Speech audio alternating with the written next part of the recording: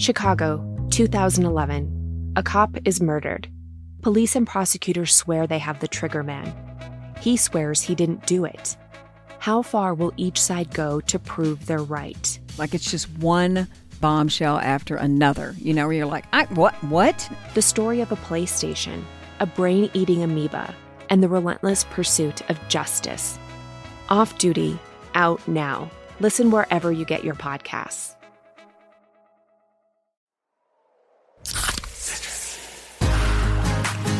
Give me a mountain with lots to do. Give me the sunshine, give me a dew. Give me something simple and true. All I need is sunshine and a cool, refreshing mountain dew. So give me my good friends, give me a dew. Grab some friends and an ice-cold Mountain Dew today. Mountain Dew.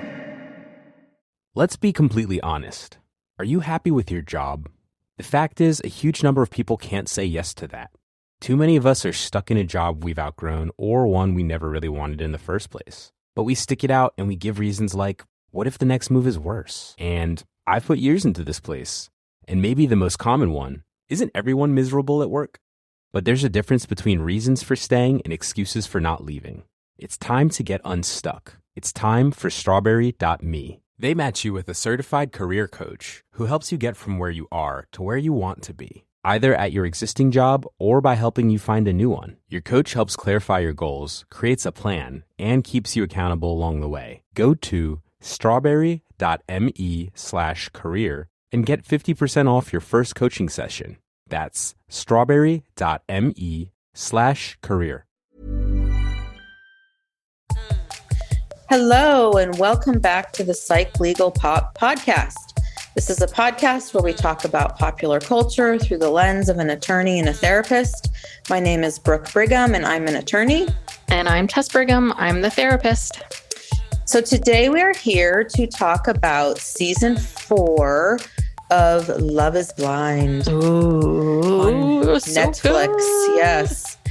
And I'm glad it was not that long ago we were watching season 3. So they're picking up the pace. Yeah, they're churning these suckers out. They're going are. from city to city, finding single people. Yeah. Building pods. Yeah. I was reading an article about how, the pod setup is actually in Mexico. Oh, I was wondering about that, like where the pods were exactly in relationship to everything else. Yeah, I think it's inside this big warehouse in Mexico. So they're already in Mexico. So once they're finished with everything, they just go to the resort. But this resort that they're in this season looks much nicer than the previous resorts. It looks really nice. Yeah, they said THR, and I kept thinking, like, is that the Ritz Hyatt something? Yeah, it's I was nice. like, oh, it looks really nice. Yeah, very nice. So that's where they film it. But everybody from this season is from Seattle. Okay, that's what I thought, because they mentioned rain at one point, and they're like, oh, this is like home. And I'm like, oh, I think they're Seattle. Yeah, they're all from Seattle. Yes. All right. So how should we do this? Because it's always so hard. With the first couple episodes, you're getting kind of everybody's back. You're getting a little bit of backstory. You're taking notes on people. You're like, oh, I don't need to know about that person. Yeah. They're gone. Yeah. Forget them. I know. And, I forget about when you're watching it, you're just trying to figure out who people are. So you're not really paying attention to what they're talking about. And so then if something comes up later about what they had talked about in the pods, or I'm like, oh, I don't remember it. Well, anything they talked about, but yeah, okay. it just starts kind of gelling for me, like when they start hooking up. They start proposing. Prior to that, I'm just like, do I really want to watch this? Yeah. Well, I saw an article about this too, and I thought it was interesting because they were talking about the show and the evolution of the show, and has the show quote unquote jumped the shark? Because there's been a lot of talk about this particular season about the Mean Girls, and we'll talk about that because I have a lot of feelings about the Mean Girls. And one thing is, I feel like even in the beginning speech of Nick Lachey and Vanessa Lachey, where they talk about, hey, is love blind? And they're sort of talking about this experiment and the premise of the show. There seems to be more of this take this year about how it's not so much about this idea of this is a better way to fall in love is not to see the person first. It's almost like about this is an opportunity to fall in love without distractions. Like dating apps are hard and difficult to deal with. Nobody meets people at bars anymore. And so therefore, this is sort of a way to do it. And we are so distracted with attention and people coming at us all the time. And, and that's one of the complaints. I hear this from my clients constantly about the apps is there's this feeling of there's always someone better coming along, right? There's always like, I met you, but who else could I meet? Right. So I just thought it was interesting, like the premise, it feels like they're changing the premise a little bit, of what the show is about. Maybe because the success rate for these couples hasn't been so hot. Yes. Well, yeah. Yeah. So they have to pitch it differently. Maybe. Okay. So yes, they asked the question, is love blind? And so in the first episode or two, we're just meeting everybody, but should we go by the couples or how things have broken down already? Yeah, why don't we talk about the couples and kind of how they came together? And and the thing about this show is that you immediately know who the people are going to be couples. You don't know who they're going to pull up with, but because they're the only people that they're filming. And then there's all these other randos there who are kind of sitting around and you're like, who is she? Why is she here? It's almost like they don't even, they cast a whole bunch of people and then they just cut everybody else out. Well, I guess if you didn't find somebody in your time there and if you're not part of, I guess if you don't find anybody there and if you're not a significant part of a triangle, then you're not going to be on film. And also I heard one season there was a couple who did get engaged, but they never made it on to the televised show because I think they have had too many couples and they were kind of boring and they didn't think that they would be as good on camera. So they picked the people they thought would be better on camera. Oh, interesting. For the show. I wonder if they made it. I wonder if they're still married. If they're still married. Who knows? Yeah. We don't even know who they are. That's true. Yeah. So anyway, so let's start with, so one of the gentlemen is Kwame, who's very popular. Kwame he really took me on a journey for these 5 episodes. I had different feelings about Kwame every episode. Yeah. Yeah. So, he's he's 31, handsome, and former soccer player. Yes.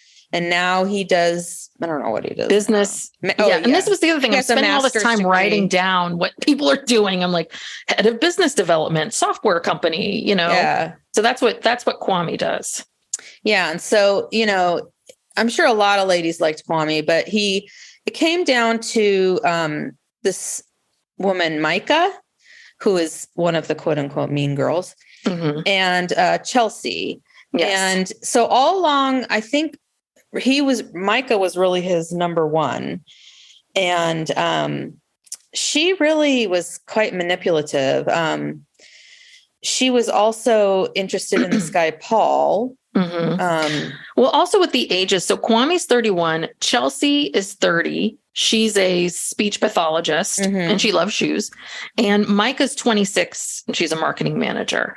And what we saw was these parallels of him meeting with Micah, and they seemed to have so much in common and they kept talking and there was this deep connection. But we also saw her talking to Paul and they seemed to have this connection. And one of the things that was very interesting was that Kwame was saying he liked both of them, but he really felt something for Micah. But what he really liked about Chelsea was how validating she was, like how she just put it all out there. She was very,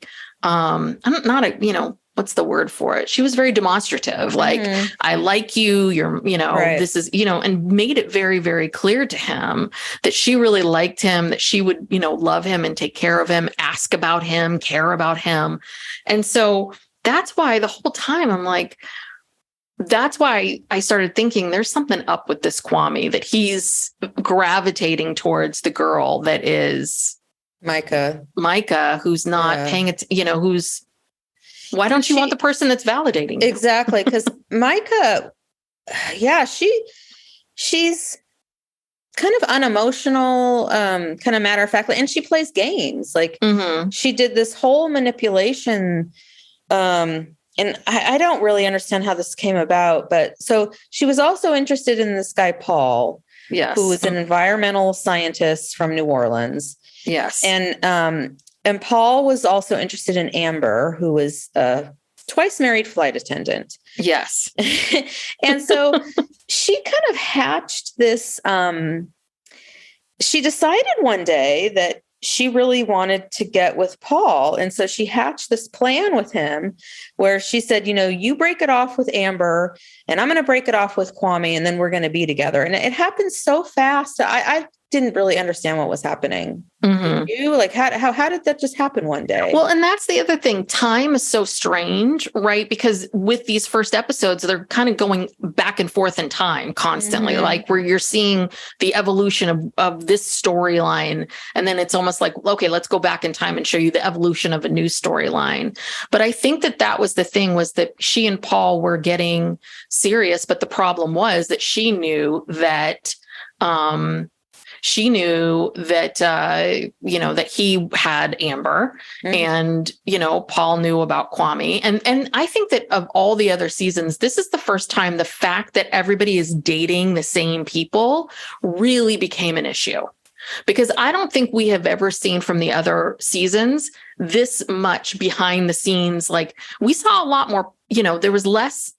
Other seasons, you would see mainly pod stuff and then them coming back and having conversations. Here, we spent a lot of time like in the women's quarters, like talking about what this is. And I think that is also a little bit interesting, is the impact that in the past, it seems like there have been groups where the women were very supportive of each other. And it seems like there weren't really, like last year, there weren't too many triangles, not too many, maybe one.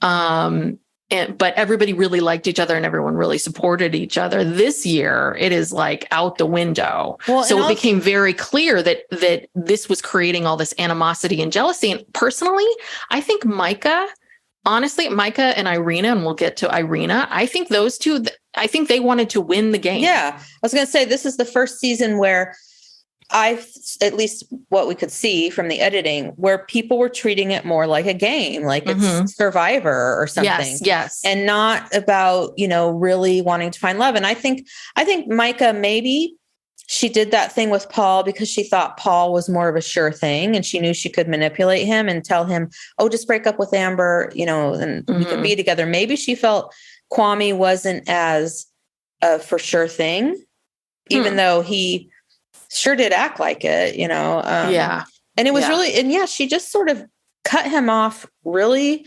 suddenly. And then it was so weird. The way he reacted to it was also kind of unemotional. He was like, well, okay, thank you for your transparency. Thank you for the experience. It was nice to meet you. All these like formal things, goodbye. And I was just like, what is happening here? This is not the Love is Blind, I know. Well, but I was with Kwame up until this point. I was with him and I could see that, like, okay, he was taken aback. He was really hurt. So this is how he's reacting. He's mad. He's hurt. He's like, oh, okay. And you can see him go back to the pods. And I mean, I can't imagine how difficult that is to like then see Paul, and you're just like, oh God, and see all of this. But she obviously did more than even what we saw, because we're seeing her date Paul and him at the same time. We can see both sides of it, but she must have really sold Kwame a bill of goods, because he was shocked. He was like devastated. No idea. I don't think there's ever been anybody who's ever been this shocked before, ever, because he was totally, totally shocked. But I think that Micah, and again, this is, if Love is Blind really wants to match people, then I say that no women under 28 and no men under 32. This is my there's a lot of 26-year-olds on this show. And this is the thing. It's Irina, Jacquelina, Micah. So Micah and Jacqueline, 26, Irina, 25, and Paul is 28. But like, you can see from the maturity levels of how people are, like, obviously Chelsea, she's 30. Right. Okay. Amber, 33. Like, you can see that level of maturity. And a 25-year-old, while yes, a lot of 25-year-olds get married, they have no business being on the show. They should not be on the show. And I just felt like they were very much in that game, playing games, still in that, dating, and just like kids, teenagers. Yeah. And, So, okay. So basically, anyway. we have to move on. Yes. Sorry. Okay. So Kwame ends up proposing to Chelsea. And I think that, they're a very well-matched couple. Yeah, I did too. Age-wise and just everything wise, she gives him what he needs, and vice versa. Which is a lot of validation. Yeah. And yet we'll see pretty soon here, he's still pining for Micah, which is like, why? I really don't understand her appeal at all. Okay. So then Micah and Paul get engaged. So those are the first two couples. Yes. But Paul also had this triangle with Amber. So that was the other thing too, was Amber was this, again, mature person. And I thought that they were really connected. And again, did you see that thing that happened when we watched the whole thing play out with Micah and Irina, where Micah's waiting on Paul to break up with Amber. And then Amber comes back and then she has Irina spy on Amber, talking about what's going on, listening to the conversation. It was just really bad. Anyway. It was really bad. Those two. Yeah. They were terrible. Okay. Moving on. So Paul's with Amber now. No, sorry. Paul's with Micah. Mommy, Chelsea. And then we have, let's talk about Zach, who's the criminal defense attorney with a sad story. Yeah. His mother was a single mother, was a stripper for a living. They moved around all the time, and then she died. I don't know how, but, he's got a lot of baggage. Yes. And he was dating Irina, who moved here from Russia when she was 3 or 4, and is really just, I find, has no redeeming qualities. But this is what was so shocking about her, because the first thing you learn about her is she talks about how when she was young, she had very, very bad acne, and it made her very self-conscious. And she's even self-conscious today from the acne scars. So you're thinking to yourself, okay, this is an empathetic person who has been bullied and in pain. And then you're like, you're like, oh my God, you're terrible. Anyway, she's awful. Yeah. So he's deciding between her and then this woman named Bliss. Yes. Who is in cybersecurity. I didn't write down her age, but she's probably have it somewhere. I think a little bit older, because I want to say she's 28. Oh, really? Because 29. Irina is only like 26. She's 25. She's 25. The youngest person there. She's young too. And, I think that Zach may have been leaning towards Bliss, maybe, but she said something that I think really triggered him. She said something about how, I don't know, nobody in her family ever accepted her boyfriends. Like, no one was good enough for her. And, she's maybe lost some relationships over that. Or maybe it was Zach who said he lost relationships. No, she said that. No, I remember that, because this is a very telling moment, I thought. Yeah, because he said, I don't have a family, and I have been judged by other people's families before because of my background. And he just felt very, very uncomfortable with that. I think he thought it was much too risky. I don't know why he kept saying that he really trusted Irina and just felt like he had to go with her because he trusted her more. And I was just, based on what? Yeah, I think, honestly, what I think it is that I think that he got it in his head that Irina was from Russia. And I think he thought that she was like, had this hard knock life. Right. And like scrappy. They're both scrappy. They're both scrappy. They both had these scrappy lives. And I absolutely think that was the moment in time when Bliss said to him, and jokingly, it was an offhanded comment, like, oh, no one ever is good enough for my family and all that. Zach has Zach has some stuff he needs to work out. I don't know if Zach should have come on the show because Zach's still got some stuff going on. But, you know, in the beginning, he was telling people were asking, like, what do you do? And he's like, oh, I'm a stripper. I'm this, I'm that. Like, he was lying. He was being kind of weird. Being weird. And then finally he says, like, I need to be vulnerable. I need to tell you the truth. This is why I'm saying it. And I think he was obviously kind of testing people a little bit of like, will they be repelled by this or not? And then I think that and so he's still got his, you know, he's still anxious. He's still got his walls up.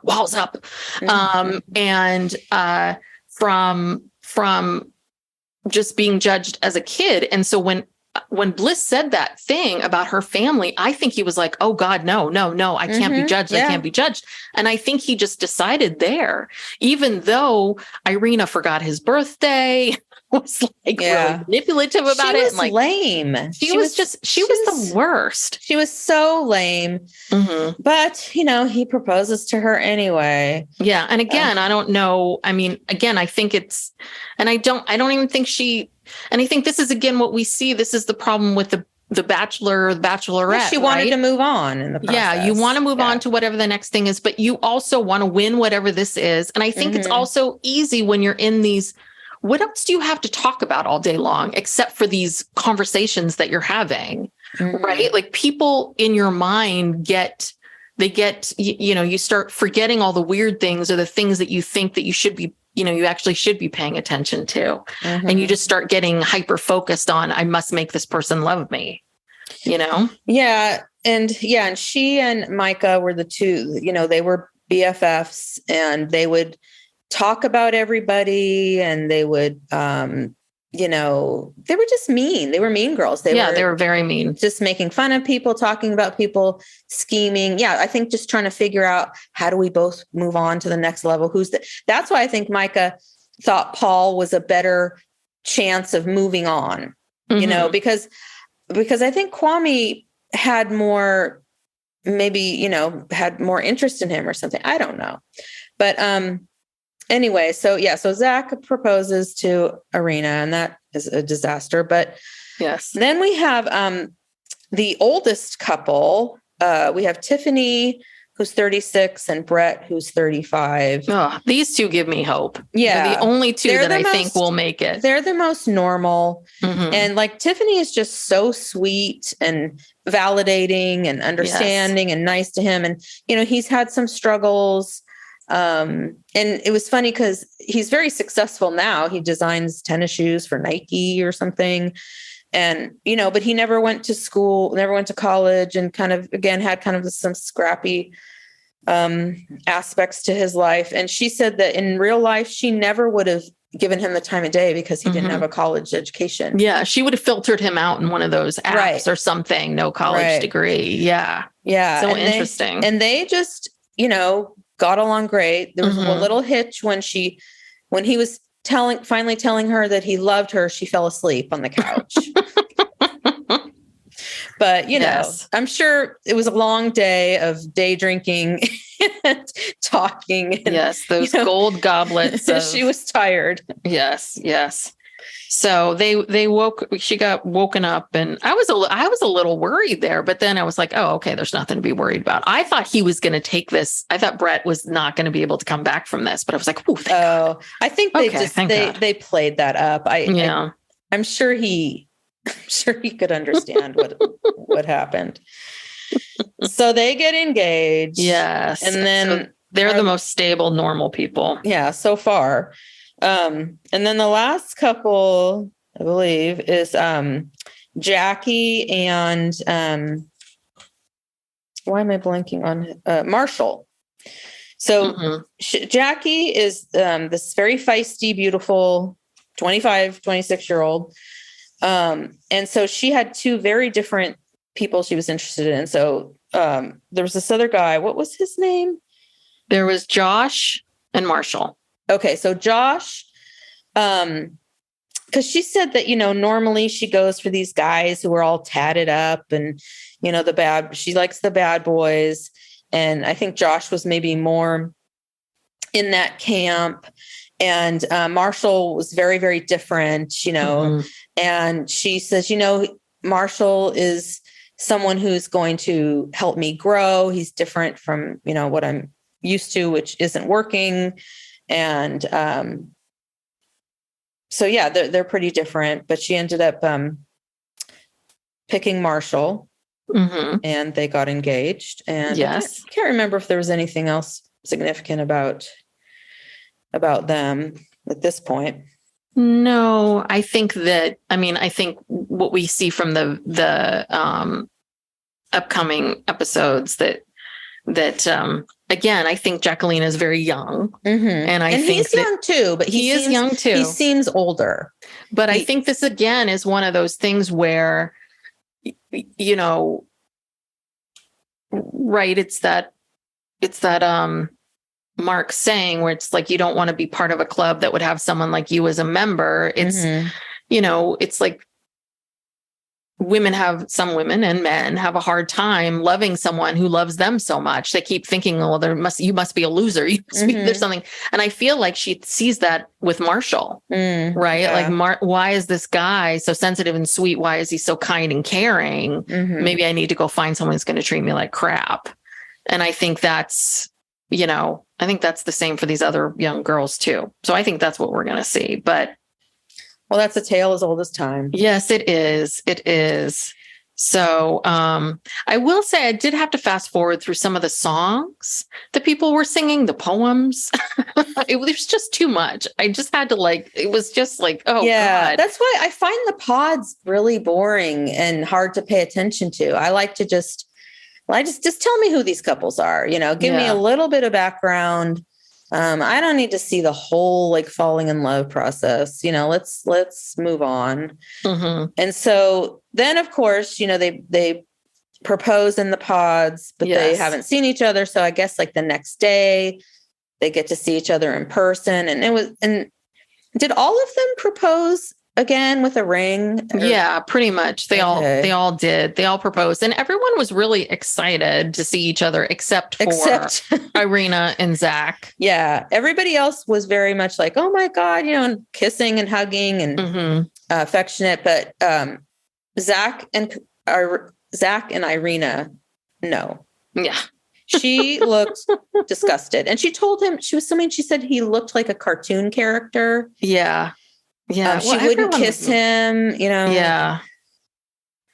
It was sad. But yeah. So let's see.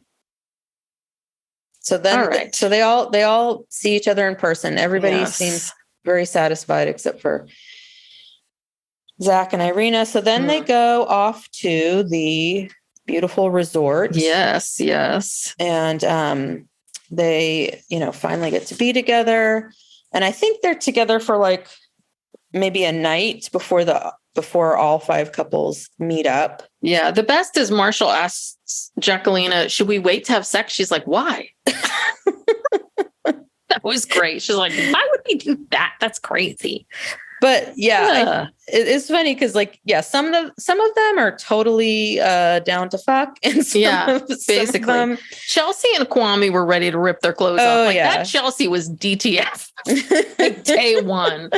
I hate to, she's out there, but you could tell those two were going to get it on. But and I'm surprised that he was still attracted to her after she brought out her Baba blanket. Oh God, yes. The Baba blanket. And then we also had Ralphie, which was Zach's stuffed animal. Yeah. I don't know, people. I didn't like this. This is not okay. Yeah. The songs and the stuffed animals. It's too much. Chelsea has this, blanket that she carried around as a bit. It's literally disintegrating. It's barely strung together, holding it together. This old blanket that is all ripped up, and she claims that she sleeps with it every night. Yeah. And she brought that into their bed. I mean, that was disgusting. So they're hot for each other. Yes, yes. Tiffany and Brett are hot for each other. Oh God, but he buys her a bathing suit. I don't know what scene that is. That is the ugliest bathing suit I've ever seen in my entire life. She played it off really well, but that was the ugliest thing I've ever seen. Yeah. I don't know why he felt like he needed to buy her a bathing suit, but it was this horrible, bright pattern, but it fit her. She looks good in it. So, Yes. that's great. And then Paul and Micah, they didn't seem super hot for each other. I don't think they had sex right away, if at all. I'm not really sure. Mm-hmm. And like Paul was saying that he's used to more hippie girls who are witchy, kind of witchy girls, drink kombucha. Mm-hmm. And that Micah is not like that. And he made a comment to somebody, like I think the next day at a pool party. He said that she's very particular about what she eats, where stuff gets put away. And so that might be some foreshadowing of issues to come. So, I mean, they don't seem hot for each other really, but she's acting like she likes him and is happy. I don't understand why Paul picked Micah. Like, why not Amber? I think, did Amber mention something about, I would think the two failed marriages would be a little bit of a red flag, but I think she said something about cheating to him that maybe made, like, Amber said something to Paul about cheating that made him question things. And I don't know. I think that she wasn't just, I don't know. I agreed with Amber. She's not so black and white on it, right? It's not, people who cheat aren't all one thing. They're not all evil, right?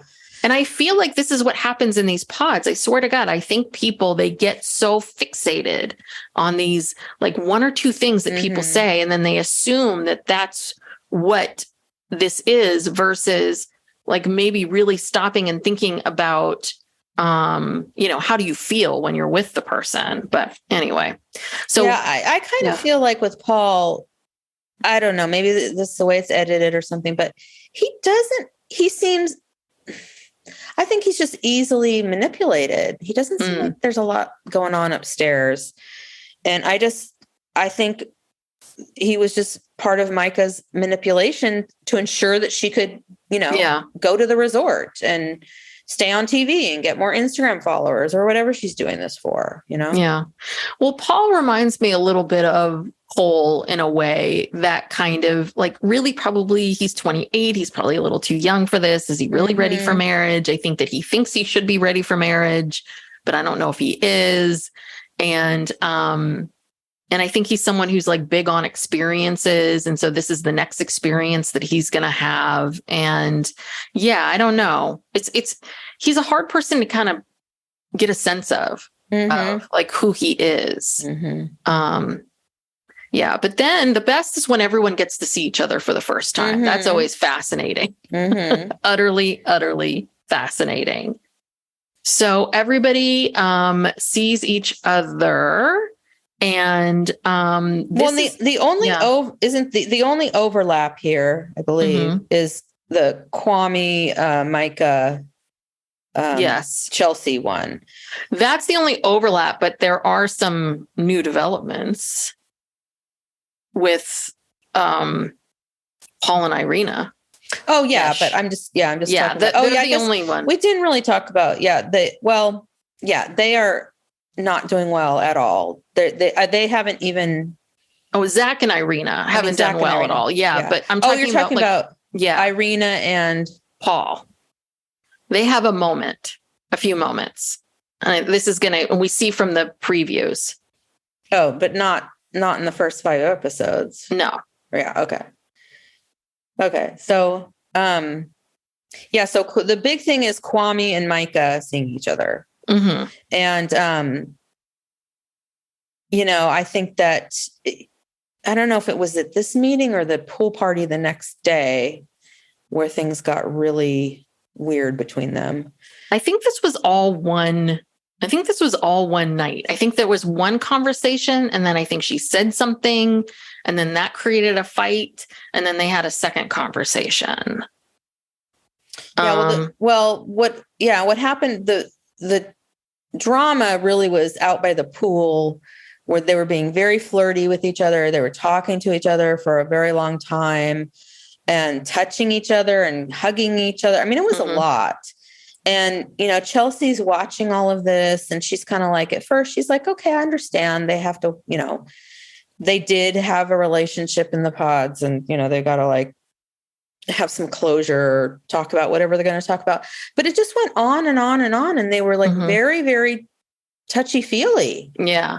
Well, and also she's got Tiffany's kind of trying to stay neutral. You could see how Tiffany was with stuff, but this is where Jacquelina shows her age and how young she is, because she's just right in there. Like, you got to get in there and you got to do this, this, and this. Like, she's kind of egging Chelsea on and saying stuff. So they're sort of in her ear, like getting her right, which I don't know how helpful that is, but you know, what's interesting about it is they seem to have Micah and Kwame. They had this conversation. He sees her. He's attracted to her. She thinks, you know, he thinks she's really pretty. They have this conversation. They talk. And then I think that she's in the pool with Irina and she says something to him, like ordering him around. And I think that really irritated him. And I think, again, this is this age thing where I think the thing is Micah, the fact that they had this healthy conversation and let it lie, that wasn't what Micah wanted. Micah wanted, Micah's messy. She wants to messy engage. Micah. She likes the messiness. So she's going to say something to him that's going to get him riled up and angry and get him focused on them. So now he's angry and now they have to have the second conversation. And then she's then telling him how much she was into him and all this stuff and kind of leaving things very open. Right? Like, yeah, I know if things had been different, ... if this had been this ...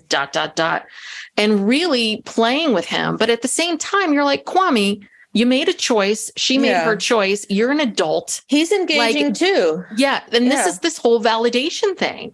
It's like, he just likes attention. He just needs to be validated by whomever's right in front of him at all times. But you know what else I thought was interesting? Did you notice the outfit that Irina wore to this little first gathering? Remind me what it was. So Irina wore, I mean, obviously they're in Mexico. Everyone's wearing dresses and such. But Irina wore this very revealing top that has like the new trend of the under boob. Yeah. And it's very, I mean, it's one of those things like one slip and your whole boob's coming out. Right. And I thought that was really, really an interesting thing to wear. She dressed like that. Her boobs were always hanging out. Yes. But she didn't wear those things in the pods. And so she's wearing, I mean, obviously people are like more casual in the pods. No one's seeing you, but you know, she's not wearing these things in the pods. And then in the second pool, right, the second night, which is an evening thing where she was like, oh, I thought it was a pool party, which no one else was dressed for that. She shows up in a bikini top. And I think, I just thought it was, I mean, again, I find her utterly fascinating because here's this person who started this entire thing telling us about this very vulnerable thing about feeling, you know, ugly. And here she is. I think she's just someone who is so, it's her insecurities and her, you know, sadness is just, it's so on display for everyone to see. And the outfits, like, you're not fooling anybody, Irina, like, love yourself more. Stop this. She seemed like so just empty to me. Like, you know, when she was talking in the pods, it was like she was delivering a script. Like she knew she had to say certain things or come across a certain way, but there was no emotion behind what she was saying, no feeling. She's like very robotic, like, okay, now I've got to say this and I got to act like I care, you know, so I can save my ass, so I can stay on the show, you know? And even with, this is kind of jumping ahead a little bit, but I mean, it's not a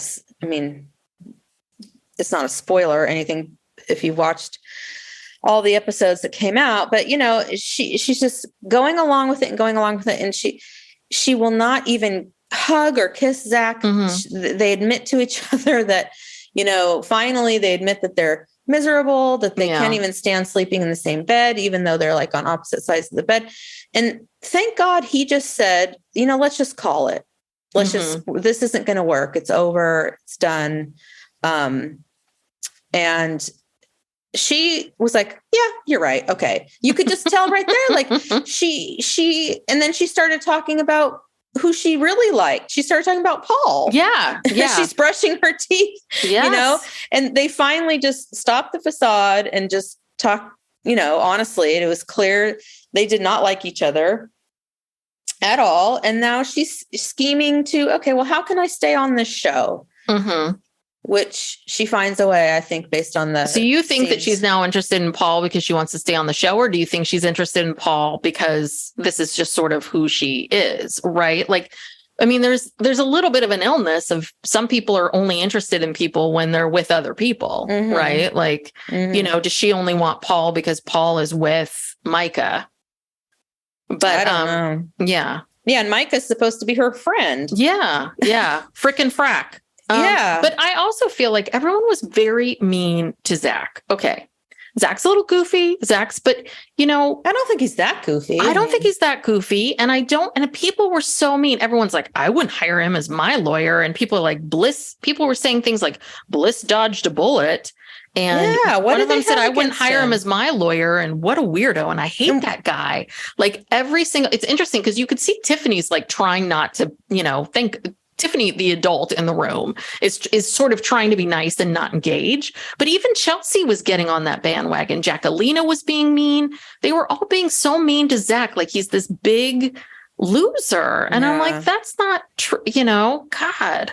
Yeah, there was a lot more cattiness in this season than I've ever seen before. Yeah. Ugh, it was horrible. But yeah, so Irina is flirting with Paul in front of Zach. Zach sees it. He's not, you know, blind to it. And, you know, I will say, I have to give Chelsea some credit. When she and Kwame were back in their hotel room talking about the night, she was very straightforward with him. Like, she's not putting up with this shit. And I was like, good for you. She was not sugarcoating it. She was like, no, you're not going to do that. I'll give you this pass. But I was like, good for you. But then I like Jacquelina, but she's just like, she's saying Zach's a weirdo. Irina is a peasant. Like, you know. Yeah, she's weird. Like at first she, you know, came off as nice and sweet, but then every episode as it goes on, you know, she's mean too. Mm-hmm. She's just very like, she's mean. She has a mean streak, you know, and I think her background, you know, she's talking about how, you know, she gets really stressed out and she has that meltdown in the hotel room because she's basically worried about having to return back to her real life because I guess her dad, I was reading this, I don't think this was on the show. I guess her dad has cancer and she's taking care of him and he can't work. So like she's supporting him like financially and physically. And then her brother just got out of prison and she's helping him. And I think she's sort of the savior of their family. And she feels responsible for everybody. And, you know, she's a tough cookie, you know, she's, but yeah, can come out in being mean to other people. Yeah. And hopefully she doesn't turn mean on Marshall because I think Marshall is adorable. Yeah, I love Marshall. I love him. Very sweet, very it seems like very secure within himself. Knows what he wants. Yeah, very kind to her and was nothing but nice to her about those things, about everything that what she was going through. Yeah, and I could see how she would be attracted to him. I'm not quite sure why he's attracted to her. Oh, really? I thought that was, I mean, other than physically. I mean, I know when he saw her, his eyes, because she's very beautiful. She's very beautiful. His eyes bugged out of his head. I'm like, he's psyched. And I don't know how much she really revealed to him about her life in the pods.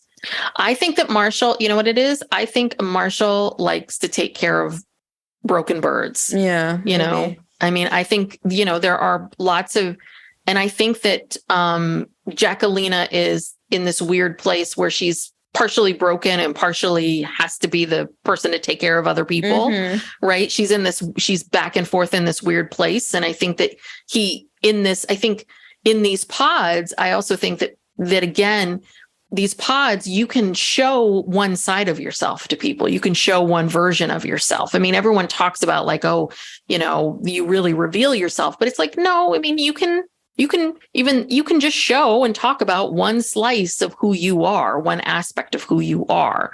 So I wonder if what she showed to him was this broken bird side. And he was like, he's a rescuer. He likes to rescue. And that's what was very appealing. Then he sees her, she's gorgeous, and it's like, oh, perfect, Right. She's and that's beautiful. That's the thing. We have no idea how long these people, how many hours they spend together, what they talk about. And of course, even though you're in this Love is Blind experiment, you're still going to be putting your best foot forward. You're not going to come out the gate being like, well, my brother just got out of prison. And, I'm not sure if he even knew all this stuff. Anyway, I don't know. Okay. Here's one of my questions though. So what I didn't understand was that Irina was like all over Paul at this thing. And she was like, oh, Paul's much more of what I like and all this. I'm like, well, did you not talk to Paul in the pods? Like what happened there? I wish they would explain the pods to us. If it's kind of like Sorority Rush, where like, does each person have to pick the other one? So did Paul not pick you, Irina? So you didn't get to date him anymore? And because that's the part, I can understand these triangles having issues, but like everybody else seemed to be like, oh yeah, you're great. I saw you, but we're not a match. And oh, you're great. We're not a match. Like this one, I was just like, well, Irina, didn't you talk to him at all? Well, when you were in these pods? Well, I think she's just more attracted to him now that she's seen him. Because she says, I have notes here, Micah actually said that Paul was not really her type physically. And then Irina said that he was. I think it's just because, again, her friend is with this guy. She sees him. She thinks he's cute. She doesn't like Zach. She wants to just hang around, stick around. And apparently they're going to let her. They're going to let her come back. Yeah, well, some way. Because of this Paul thing, and so this is what we see is, that's what we see in the scenes. Yeah, and she's going to do this to her friend, quote unquote, Micah. I don't know. She's horrible. Yeah. I can't remember. So I have this little theory here, and I can't remember if this is my theory or if it's something that they said. I said, so for Irina, I said, what she loved about Zach was he didn't care what people thought of him. Did she say that out loud, that she didn't care what she liked about him when they were having that like final conversation? I don't recall that. So this is my theory about Irina and Zach. It was that she really liked the fact that Zach was out there and didn't care what people thought of him, that was attractive to her. But, the real problem is that that's what she wants for herself. What Irina really wants is Irina wants to feel good about who she is and like herself. And I think it's really hard for her to see other people who really are secure within themselves. And those are the people that triggered her the most. Chelsea is very secure within herself, triggered her. Bliss, very secure within herself, triggered, right? Amber, like a lot of these characters that you saw that bothered her are very secure within themselves. Yeah. That's just my little that makes sense, because she's always been an outsider, from another country. And then, she had the acne and so yeah, that makes sense. Yeah. Makes sense. And then I write, why does everyone hate Zach? I know. I know Zach. Well, that he's seeing all of this. I hope people are supporting him online, because he doesn't deserve this. Like, he's not, he's quirky, but like, I'm sure he does a great job for his. Why would you say I wouldn't hire you? Right. What do you know about him as a lawyer? Yeah. Like, that's such a dumb comment. Yeah. But, and then when they were breaking up, when Irina and Zach were breaking up, I think she asked him, didn't she ask him about Bliss? Or maybe it was one of the guys. I think it was one of the guys. The guys and her. They both asked, like, hey, are you going to go talk to Bliss? Yeah. And so he was I felt like he was kind of like, no, that ship has sailed kind of thing. But then I think the final scene of the last episode that aired shows them, Bliss and Zach, meeting in Seattle at a restaurant. Yeah. And he says, I made a mistake. Yeah. And then let's see what happens. Fade to black. Yeah. So obviously she's probably going to come back. And then there was someone else I thought. And I wonder if Paul does too, because I think it's very telling that both Paul and Zach are saying that they are now doubting their decisions, and they're both thinking about this other person. Oh, that's right. So Yes. Paul's other person was Amber. Okay. Uh-huh. So I would not be surprised if we have Amber come back too. But then Because- we see yeah. Irina come back, but she would be coming back for Paul too. So what? Amber and Irina are going to duke it out for Paul. What's going to happen to Micah? Where's she going to go? But I think what we're going to see is, right, what we've seen in these other seasons. I just think they're going to be more of them. Are these, they're going to do these, we're getting adjusted to life together, and then they're going to have these cast, get-togethers, and we're going to see Josh from Jacquelina and Marshall, and that. Yeah. whole He's scene. on too. We'll see Irina, and we see a clip of Micah approaching Irina about Paul, and we'll see that. I bet you anything Amber is going to come back, and I bet you Paul will be forced to deal with that. I mean, again, it's just this one. I mean, messy. It's very messy. It is so messy, and I am here for it. The only time I can remember someone coming back was last season. Who was that guy who came back? Nancy had kind of liked him, like the tall Asian guy who was talking about tantric sex all the time. Oh God, that guy, the guy with the eyedroppers. Yeah, they brought him back. Andrew. Yeah, he came back to one of their get-together parties randomly. He and a couple other people came back. Yeah, and then he and Nancy talked for a little bit. Nothing happened. But yeah, this is not something they usually do. That's the only time I can remember somebody who got rejected or whatever coming back. So I guess maybe this is their new formula. Well, or maybe they've done it and they just didn't air it because it wasn't as interesting as this year. But this is what I wonder. It's are there more Mean Girls in Seattle? Are they changing their standards for how they're picking people? Was this just a fluke that you happened to get? If Irina and Micah were separate, if it was just Irina or just Micah, would the power of the two of them together, would it be different, or is this inevitable? Is this where the show is going? I think it's inevitable. Every reality show, this happens to every reality show. The first 1, maybe 2 seasons are good. And then once everybody discovers the game, and then it's like Housewives, it literally started out to be a show just following these housewives in their lives, and now look what it's turned into. And so now people, they want to go on the show. They probably had to recruit people more for the first season. People probably went, you want us to do what? You know? So now it's all these people are probably clamoring to get on the show. They want to be on the show, like every reality show. If you make it far enough, it's going to help you in some way, I guess. Well, so if Love is Blind really wants to hold true to the quote unquote experiment, if they really, really want to hold on to that, then take my advice and cut off the ages, cut off the ages at 28, at 32, 33, make it a requirement that you get more mature people that aren't just in it. Because if you keep recruiting these 26, 27-year-olds, they just want an experience or an Instagram followers, or, they're like Bartice, who's like a personal trainer, or whatever these people are doing for a living. Yeah. And, and it's not that interesting to a lot of the audience, to anybody over 35 or 40, it gets less and less interesting if we're just talking about,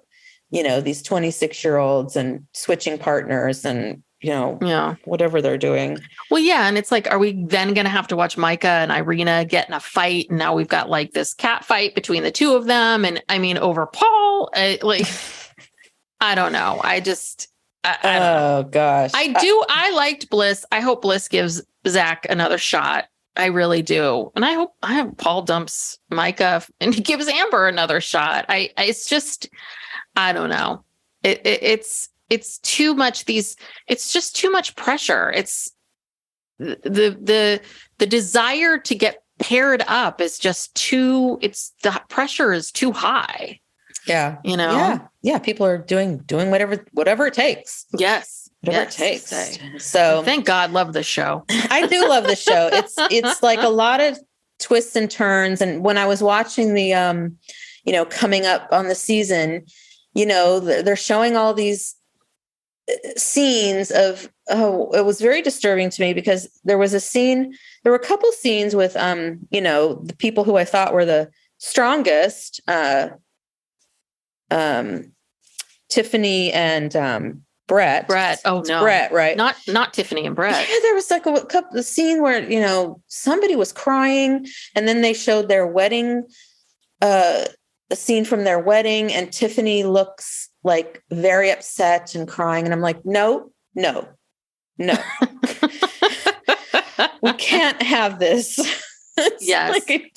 So then I started getting worried. Yeah. I think that they're just doing that just to F with us, just like they did with Brett being like, I'm done with this when she fell asleep. I feel like they're just trying to tease us. Yeah. So oh yeah, sorry. I was going to say, and then I was really upset when I saw they brought Josh back. Oh yeah. That guy was not that. I mean, he's kind of blah. I mean, anyway. Did we even hear him say 2 words? I mean, no, they have to just have some strife with these people. I don't know. Yeah. So do you have any predictions? I mean, besides Brett and Tiffany, who I feel like they will say yes. Well, obviously we know Irina and Zach won't. They're out. But do you think Chelsea and Kwame? I sure hope so, but I'm worried. I'm really worried because I think he still, is carrying a flame. Is that the expression? Carrying a torch? Carrying a torch. For Micah. Yeah. Jackie and Marshall, I don't know. She's a little unstable. Yeah. Yeah, I don't know. Yeah. Well, Brett and Tiffany, they're my only guarantee. I mean, I hope Kwame and Chelsea, but I also wonder, I like Chelsea and I kind of wonder about Chelsea. I mean, like maybe Chelsea can do better. Like, cause I feel like Chelsea deserves someone who really wants to be with her too. Yeah. And I just feel like if we keep seeing Kwame, back and forth with Micah, then there's a part of me that's like, say no, Chelsea, dump him. Yeah. And that's the hard part about this show is when someone dumps you and then they make it to the final thing with someone else. And then you have to see them. Yeah. And you're constantly reminded of that. And yeah, those situations never seem to work out. Like something falls apart. Yeah. Because if Kwame never met Micah, like, Micah never got engaged to anybody and he never saw her again, then wouldn't be having these problems. Yes, that's true. Right. Because it would be if, I don't know who else would be there if Amber had met someone or Bliss or something else, right? If they had paired up with someone else, then yeah. I just wish they would give us more transparency around like what else is happening around. Like, I just want to try to understand like what this process is like. Cause they did say something about, Micah would say something like, well, you've had 10 hours. You've had 10 hours. You've had 10 hours. It's 10 like hours. 10 hours isn't that long, Micah. But so is that how long it is? Is it like total time dating? Total time? I mean, on these dates, again, I want to know, do you get to opt out of certain people? So do we see people disappear because no one wants to date you or a couple times when people would walk into the pods, they'd be like, oh, who's here? Who is it? Like they don't know, or they'd say, oh, I was hoping it was you. So kind of made it seem like they didn't know. Like they would give their feedback to the producers. Each side would give their feedback to the producers. I guess so. Like and then who they wanted. Producers would decide who they wanted to see, the producers would just match up. Again, back to Sorority Rush. Yeah. You tell them. Tell so that's what I'm wondering. Yeah, I want this house, and the house says we want these girls, and they match it up accordingly. Yeah, so that's what I was wondering. Much like with dating apps, like both people have to swipe right. Both people have to agree. So is it like that's just so awful? Like, what if one person nobody wants to see them anymore? Or I don't know. They're gone. Yeah. Because they start out with, a cast of like 30 people or more. And very quickly, it's just the same people hanging out in the, you know, the what do you call them? The residences, the living quarters. Yeah, the living quarters. You know, and a lot of people you never even see. Like if you go on the website and you look, I looked at the cast. It was like 30 people, most of whom we never saw on TV. Yeah, yeah, huh? So interesting. It's cutthroat. You gotta. It is. You gotta get in there and make an impression. Right. Well. So I guess next week, are they going to be back in Seattle? We can't have a whole nother episode of. Well, no, they're back in Seattle. They've got to be back in Seattle. Next episode. Yeah. I think that next Friday, the 31st, they are, this is coming, then they're going to drop like 3 episodes, 3 or 4 more, and then a few more. I don't know when we still have to finish Extreme Sisters. Oh, God. So we might have to do like Extreme Sisters wrap up with a Love is Blind wrap up or something. Right. I don't know. It's going to be a long one. I got to finish watching Extreme Sisters this week so we can, or this weekend, whatever, so we can do it. All right. Well, that's Love is Blind season 4. Love is Blind season 4 so far. We'll, so basically maybe one couple will make it. That's our prediction. Yeah. One couple will make it. One couple can make it. Yeah. So we'll be back next week to talk about the 3 or 4, however many episodes get dropped, and maybe some Extreme Sisters too. So hope to see you then. If you like the podcast, we would appreciate it if you would subscribe so you can have it automatically downloaded twice a week, put out episodes twice a week. We're still doing our Sister Wives every Tuesday, our Sister Wives Rewind. This last Tuesday, we had Amy Archer on the show. So if you are a Sister Wives fan, or even if you're not a Sister Wives fan, you should check it out. A fun conversation. Yeah. So Tuesdays are Sister Wives, and Thursdays for now is Love is Blind. And then Extreme Sisters. And Extreme Sisters one more time. And then we're going to, we have some documentaries coming up we want to cover. And, whatever the next big thing on TV is. Yeah, we will be there reporting live on it. Yes. Thank you so much. And if you really like the podcast, if you wouldn't mind giving us a 5-star rating and write a review on iTunes, that would really help us out. Yeah. And until next time, thanks for listening. All right. Bye.